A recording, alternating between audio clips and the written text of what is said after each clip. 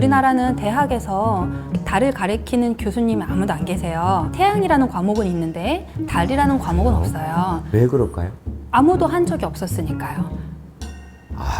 이거 네, 우리나라에 2014년까지 우리나라에 달 과학자가 없었어요. 내 친구의 말씀하신 대로 분화구는 화산이 터질 때 불꽃이 있는 곳이 분화구거든요. 그래서 달에는 유성이 떨어져서 구덩이가 파이는 거기 때문에 그건 충돌구라고 부르고요. 충돌구라는 말이 사실 입에 이렇게 와닿지 않잖아요. 그래서 요즘은 그냥 크레이터라고, 한글로도 크레이터라고 쓰는 편이에요. 어떻게 보면 그냥 달의 상처네요. 아, 그렇죠. 네. 45년가, 45억 역사가 년간의 그대로 있는, 네. 달 표면 토양에 연구할 때 주로 했던 일들은 크레이터 사진들 파장별로 보아서 파장마다 그 색깔이 바래는 정도가 다르거든요. 그런 차이들을 보고서 토양이 얼마나 노화되었는가, 나이가 들었는가 이런 것들을 연구하는 일을 많이 했어요. 아, 그래서 토양 탐정이라고 네, 그런 별명을 붙여주셨더라고요. 어디서 붙였죠, 그게? 네이처랑 제가 인터뷰를 했었는데 나중에 기사 나온 걸 보니까 토양 탐정 이렇게 그러니까. 탐정이란 단어를 몰라가지고 제가 이게 뭐야 내 별명이라고 붙였는데 SLEUTH.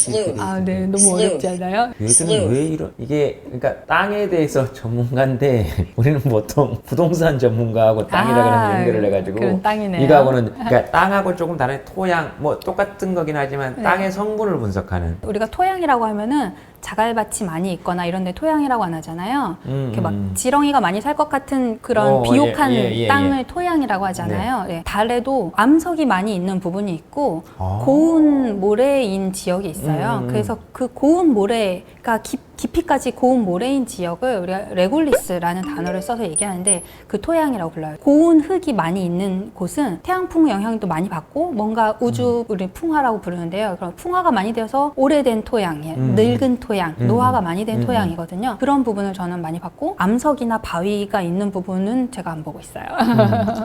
이거 왜 합니까?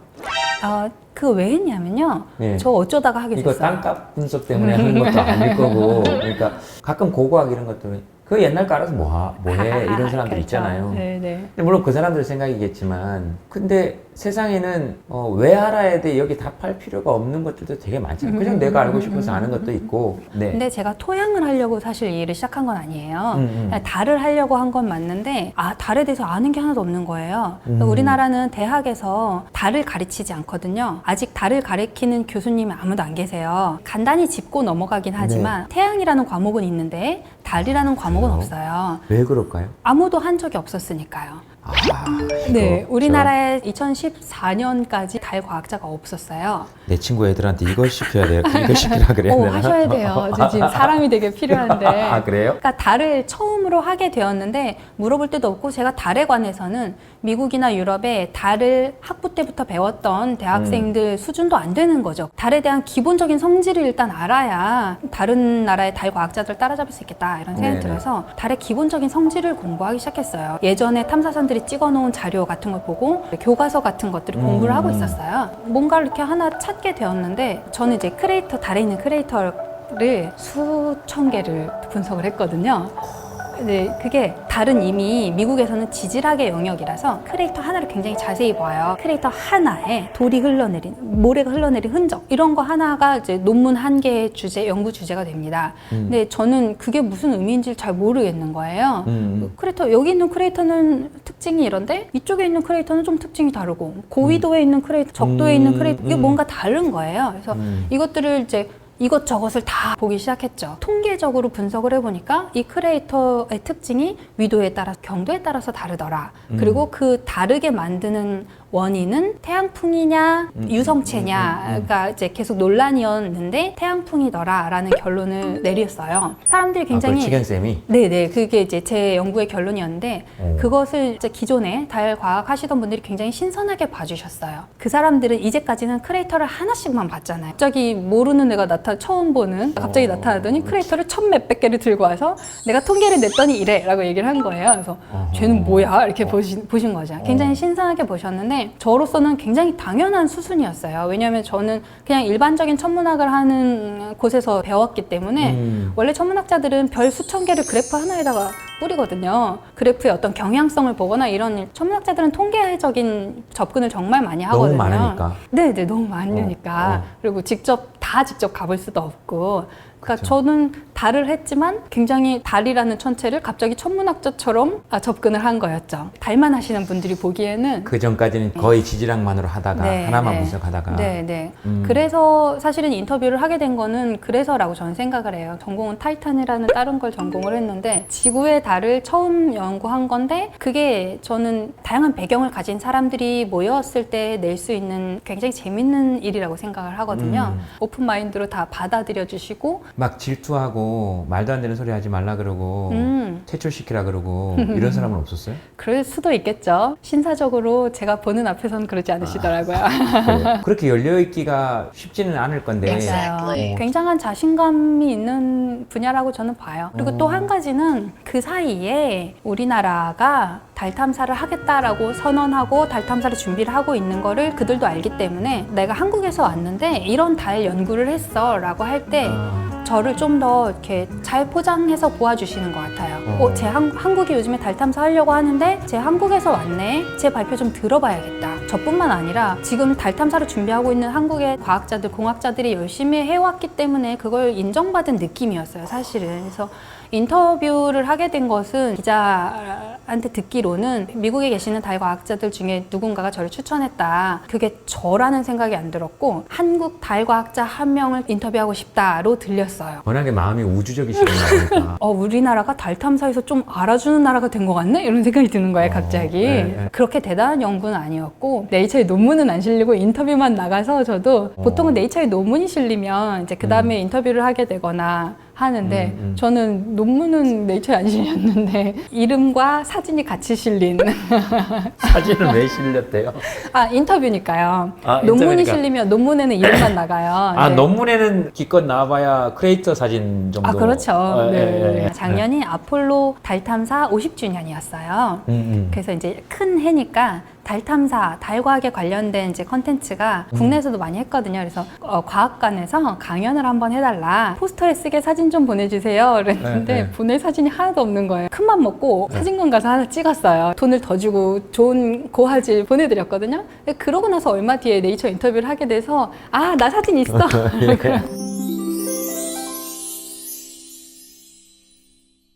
우리나라 지금 달 탐사 계획. 우리는 지금 정확하게 탐사선이 아니고 아직 그 전 단계인 궤도선을 준비하고 있어요. 그럼. 탐사선 안에 여러 가지가 있는 거고요. 이제 예. 가장 큰 거는 탐사선. 탐험하기 위해서 보내는 모든 것을 탐사선이라고 할 수 있고요. 달의 주위를 돌면 궤도선. 표면에 내려가면 착륙선. 우리가 처음 햇병아리잖아요. 지금 저희는 궤도선을 준비하고 있고요. 좀 잘 되면 다음에 착륙도 해보려고 해요. 착륙한 다음에 거기서 흙을 퍼서 가지고 지구로 돌아오고 실험실에서 분석해보고 싶은 것이 과학자들의 로망인데 어려운 단계가 남아있죠. 구체화되어 있는 것은 달 궤도선이에요. 21년 7월에 발사하려고 준비를 하고 있습니다. 2014년까지 달 과학자 한 명도 없었다고 말씀드렸잖아요. 그러게 그건 처음 알았어요. 정말. 2014년이라고 말씀드린 이유는 제가 2014년에 달을 하기 시작했기 때문에 정말 아닙니다. 그때 당시에 저를 이제 달 과학을 같이 하자라고 저를 이끌어 주신 교수님은 원래 성단 이런 거 하시는 분이세요. 달 과학을 해야겠다. 이제 달 탐사를 준비해야겠다. 이런